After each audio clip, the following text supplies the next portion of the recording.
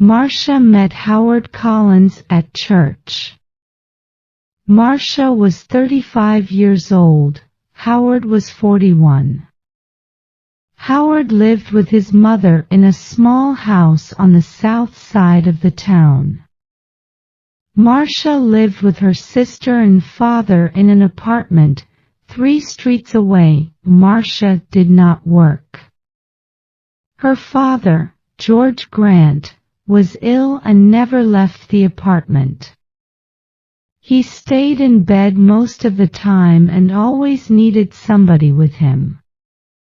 So Marcia stayed at home with her father, and only went out when her sister Karin was in the house. The 2 sisters were very different.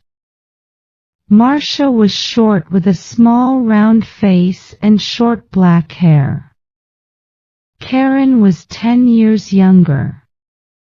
She was tall, had long brown hair, and good legs, and a suntan all through the summer. People often said to Marcia, "Your sister is very beautiful." There were always lots of men ready to take Karin out to dinner or to the cinema. But Marcia stayed at home. Karin worked in a shop in the town.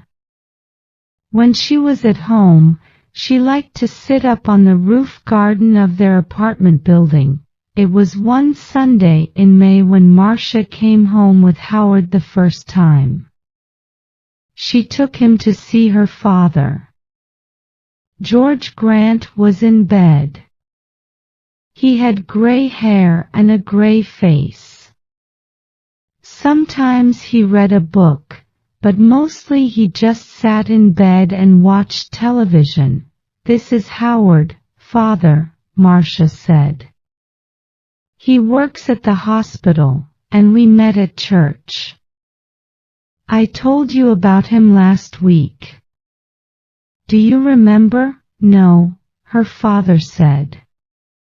And he turned his face away, back to his television. He was not interested in new people or his daughter's friends. Just then, Karin came into the room. She wore a white bikini and white shoes. She smiled at Howard. "So you're Howard," she said. "My big sister has got a boyfriend at last." Howard's face went red and he looked down at his feet. Karin laughed. "Come on up to the roof garden and have some wine. The sun is wonderful this morning." "Oh, Howard began. Marcia looked angrily at her sister. But then she said, "Yes, I must get father a drink." "See you in a minute, Howard. Go up to the roof and talk to Karin." The sun was hot on the roof and Howard took off his coat. He looked around. There were 3 chairs, a sun umbrella, a sunbed, and a table with 3 glasses and a bottle of wine on it. There were tiles on the floor, and next to the little wall around the edge of the roof, there were some flowers in boxes. "This was the garden.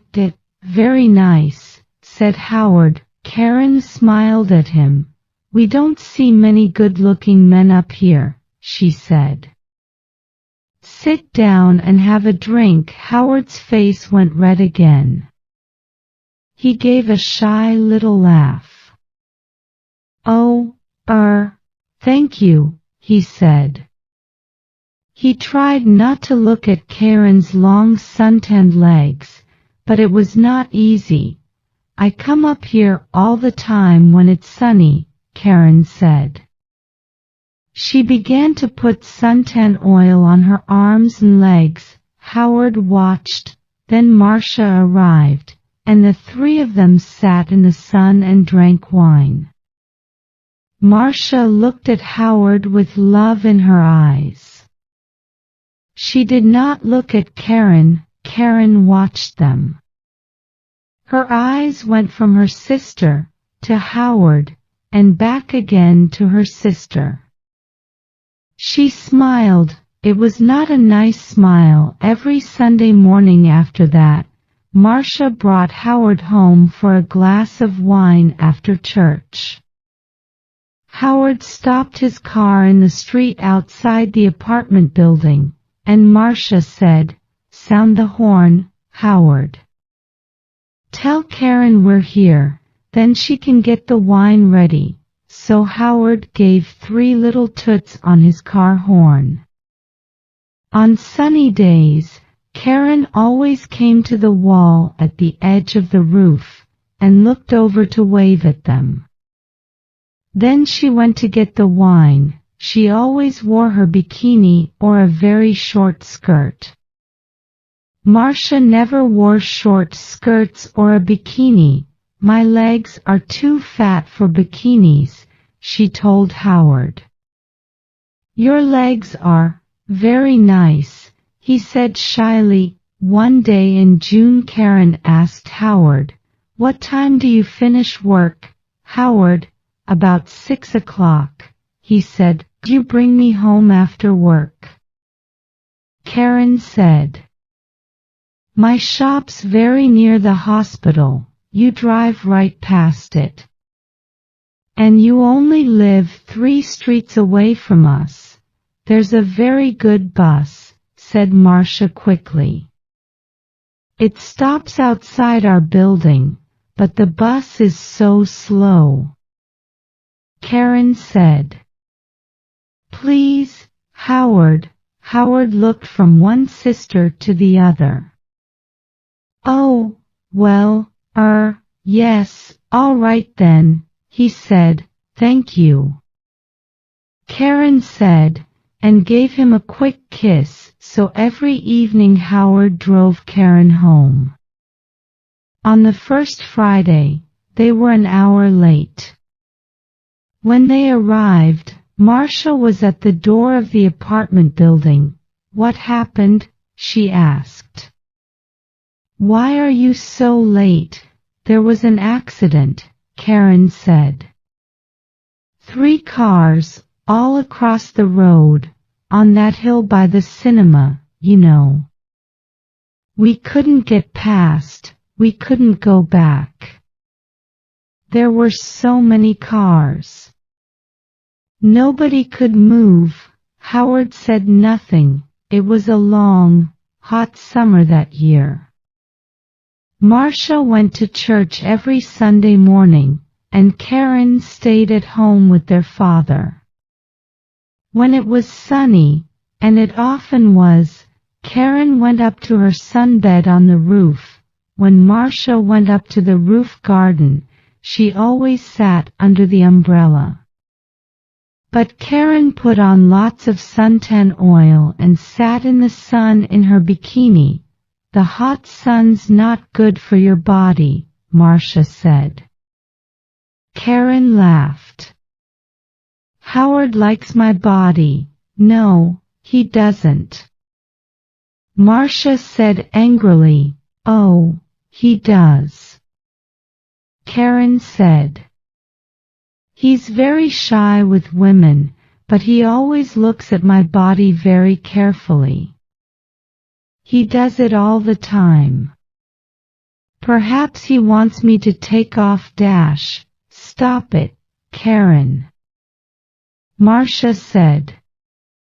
"Don't say those things." Karin laughed. "What's the matter, big sister? Are you afraid I'm going to take him from you?" Marcia did not answer. The next Sunday, Howard phoned Marcia early in the morning.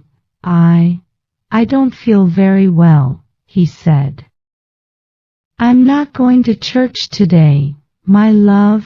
"I'm sorry," Marcia said. "Can I phone you when I get home?" "Yes, of course," he said. "I can't phone before 1 o'clock, Marcia said. "I'm going to be late back because there's a meeting after church." Something about Africa, I think. Oh yes, I remember, Howard said.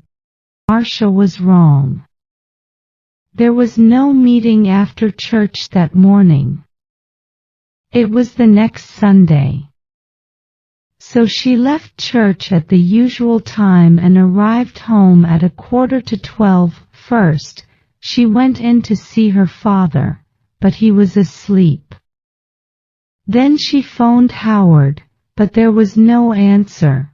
Perhaps he's sleeping, she thought. And his mother doesn't want to answer the phone. She went to her room and put on a long summer skirt. Then she went up to the roof garden. She put her hand on the door to the roof, and stopped. The door was half open and she could hear voices. There was someone with Karin, a man. Howard. Howard. Marcia listened. I feel bad about this, Howard said. We must tell Marcia soon. Karin, no. Karin said quickly. She gave a little laugh. It's our secret, Howard. Only for a little longer. All right, I don't like. He began, but you do love me, Howard, Karin said. Not Marcia. Say you love me. Please, Marcia suddenly felt cold. You know I do, Howard answered. But Karin kissed him. It's our little secret. Oh, is your car outside, my love? We don't want Marcia to see it. I didn't bring my car, Howard said. I walked here. Good, Karin said. But it's getting late. You must go. Before she comes home. They kissed again. See you tomorrow, usual time, usual place, said Karin. Now, go. Marcia moved quickly and quietly away from the roof door, and ran to her bedroom. She did not want Howard or Karin to see her. She heard their voices. Then the front door of the apartment opened and closed. Howard was gone. Marcia sat on her bed for an hour. Why, she thought. Why does she do it? I stay at home with an old man all the time. I can't go out to work, I can't make new friends, I can't meet new people. I go shopping once a week and I go to church once a week. That's all. And then I met Howard. When he said, I love you, I was so happy. And now, Karin had everything. Good looks, a job, friends. She was young, she was beautiful, she could have any man. So why Howard? Why? It's not because she wants him, Marcia thought. It's because I love him. It's because she doesn't want me to be happy, but you do love me, Howard. Not Marcia, you know I do. Was it true? Did Howard love Karin and not her? No. He saw only the beautiful, suntanned body. He didn't know her. She's not going to have him. Marcia thought. Every evening that week, Howard drove Karin home after work. And every evening they got later and later. The next Sunday, Marcia didn't go to church. I've got a bad head, she told Karin. I just phoned Howard and told him, and he's coming here after church as usual. I'm going back to sleep for an hour or two." And she went into her bedroom and shut the door. Later in the morning, when Karin was with their father, Marcia went up to the roof garden.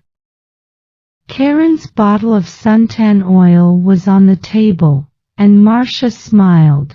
When Karin came up to the roof, Marcia was in her chair under the umbrella with a book in her hand. "Oh, is your head better?" Karin asked. "Yes, thanks," Marcia said. Karin wore her bikini, a new yellow one. She opened her bottle of suntan oil. "Oh, there's not much here," she said. "I must get some more." She began to put some oil on her legs. 20 minutes later, Howard stopped his car in the street below. Up on the roof, Karin and Marcia heard the usual 3 little toots on his car horn. "He's here," Karin said excitedly. "Your man's here, big sister." And she laughed. Yes, Marcia thought. My man, not yours, Karin. Karin jumped up from her sunbed. She ran to the wall at the edge of the roof to look down and wave to Howard.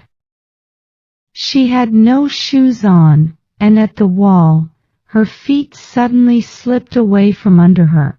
"Aff!" she cried. She fell forward and put out her hands to grab the wall. But the top of the wall was slippery too. Her hands could not hold it, and slipped away, off the wall, over the edge.